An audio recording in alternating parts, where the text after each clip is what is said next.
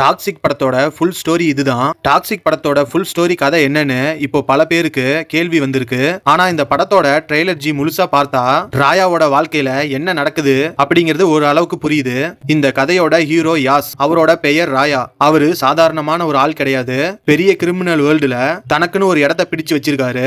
அவரை சுத்தி எப்பவுமே நிறைய ஆட்கள் இருப்பாங்க. அதே நேரத்துல அவரை வீழ்த்த காத்திருக்கிற எதிரிகளும் இருப்பாங்க. ஆனா ராயா இப்படி ஒரு பெரிய ஆளா மாறினதுக்கு பின்னாடி ஒரு பெரிய காரணம் இருக்கு. அவரோட கடந்த காலத்துல நடந்த சில சம்பவங்கள் அவரை இந்த உலகத்துக்கு கொண்டு வந்திருக்கு. ஆரம்பத்துல தனக்காக மட்டும் வாழ்ந்த ராயா போக போக இந்த உலகத்துல ஒரு பெரிய ஆளா மாறுறாரு.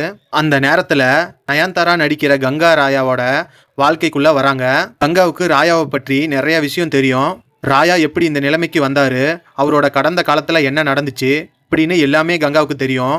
அதே நேரத்துல கியாரா அத்வானி நடிக்கிற நதியாவும் ராயாவை சந்திக்கிறாங்க. நதியா வந்ததுக்கு அப்புறம் ராயாவோட வாழ்க்கையே மாற ஆரம்பிக்குது. இது வரைக்கும் பணம், பவர், ரிவெஞ்சுன்னு வாழ்ந்த ராயாவுக்கு நதியா மூலமா லவ்வும் வருது. நதியா முன்னாடி மட்டும் அவரோட இன்னொரு முகம் வெளியே வருது. ஆனா ராயாவோட எதிரிகள் இதை சும்மா விட மாட்டாங்க. ராயாவை நேரடியா ஜெயிக்க முடியாததுனால அவருக்கு நெருக்கமானவர்களை வைத்து ராயாவை கொல்ல பெரிய பிளான் போடுவாங்க. இதுல தாரா சுத்தேரியா நடிக்கிற ரெபேக்காவோட ரோலும் ரொம்ப முக்கியமா வருது. ரெபேக்கா உண்மையாலுமே ராயாவுக்கு எதிராக இருக்காங்களா, ஆதரவா இருக்காங்களா, இல்ல ராயாவை ஏமாத்துறாங்களா? இதுதான் இந்த கதையில அடுத்த பெரிய ட்விஸ்டே. கொஞ்சம் கொஞ்சமா ராயாவை சுற்றி இருக்கிற எல்லாருமே மாற ஆரம்பிக்கிறாங்க. அவர் நம்பின சில பேரு அவருக்கு எதிராக போறாங்க. அவரோட பவர்ஜி கைப்பற்ற சில பேர் முயற்சி பண்றாங்க. அதுக்கும் மேல ராயாவோட பழைய எதிரிகள் திரும்பி வராங்க. ஒரு கட்டத்துல ராயாவுக்கு ரொம்ப நெருக்கமான ஒருத்தருக்கு பெரிய பிரச்சனை வருது. அந்த ஒரு சம்பவம் தான் ராயாவை மொத்தமா மாத்துது. இனிமேல் தன்னை யார் எதிர்த்தாலும் பரவாயில்லன்னு முடிவு பண்றாரு.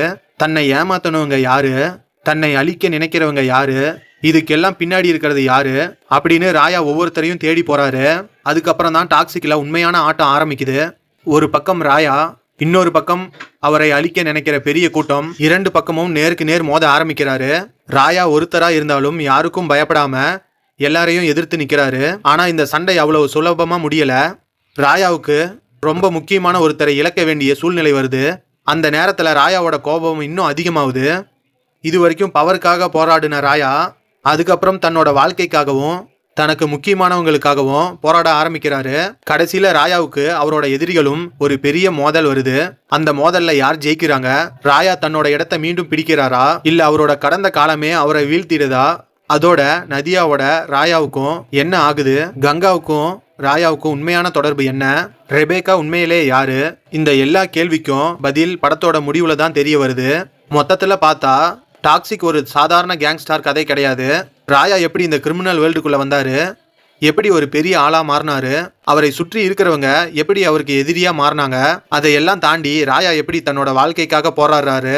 இதுதான் டாக்ஸிக் படத்தோட முழு கதையா இருக்கலாம். ஆனா இந்த கதையில இன்னொரு பெரிய ட்விஸ்ட் எதுவா இருக்குன்னா, கடைசியில ராயா தன்னோட எதிரிகளை எல்லாம் வீழ்த்தி தன்னோட வாழ்க்கையும் தன்னோட குடும்பத்தையும் காப்பாத்துறாரு. ஆனா இந்த முழு பிரச்சனைக்கு பின்னாடி இருந்த உண்மையான காரணம் என்னன்னு தெரிய வரும்போது ராயாவுக்கு ஒரு பெரிய அதிர்ச்சி காத்திருக்கு. அதுக்கப்புறம் ராயா எடுக்கிற அந்த ஒரு முடிவு தான் மொத்த கதையுமே மாத்துது. இதுதான் டாக்ஸிக் படத்தோட கதை. ஆரம்பத்துல ஒரு சாதாரண மனிதனா இருக்கிற ராயா கடைசியில தன்னோட உலகத்தையே ஆள ஒரு மிகப்பெரிய ஆளா மாறுறாரு. ஆனா இந்த கதையில இருக்கிற ஒவ்வொரு ட்விஸ்டும், ஒவ்வொரு ஆக்ஷனும், ராயாவோட அடுத்த மூவ் தான் இந்த படத்தோட மிகப்பெரிய ஹைலைட். இதுதான் டாக்ஸிக் ராயாவோட கதை.